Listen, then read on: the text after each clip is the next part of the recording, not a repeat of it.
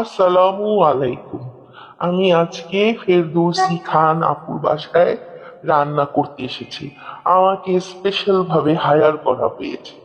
আপুর বাসায় নাকি গেস্ট এসেছে, আপুর বোন এসেছে, এই জন্য আমাকে হায়ার করে নিয়ে গেছে আপুর বাসায় রান্না করার জন্য। কিন্তু আপু যে আজগুবি সব রান্না করে, যে দেখেন উল্টা পাল্টা, দেখেন কি করে, তেল ছাড়া বলে তরকারি খায় আপু। আজকে বলে একটু বোনের প্রতি দয়া মায়া দেখিয়ে একটু তেল দিয়েছে সে, তার মানে আর কি আমাকে দিয়ে দেওয়াইছে আর কি। এখন দেখেন কি সব রান্না করি আজগবি। এই যে দেখেন দেখেন দেখেন, আবার আসছে আপা, আসছে হাত দিয়ে একটু ছোঁয়া দিতে আসছে, বলে আমার হাতের ছোঁয়া না দিলে বলে তরকারি বলে মজা হবে না, এই কথা বলে উনি। ওনার মাথা খারাপ হয়ে গেছে মনে হয়। কি বলেন আপনারা সবাই, বলেন তো দেখি কি রান্না করে এগুলা, যে দেখেন। কিন্তু তরকারি তো মজা হয়েছে, যতই হোক আমি একটা দামি শেফ বলে কথা। আমার এখন পারিশ্রমিক কি যাতা দিয়েছে সেটা কি বলবো, ওফ, বলার মতো না সেটা।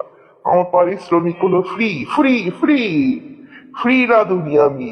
এই যে দেখেন, এই যে এই যে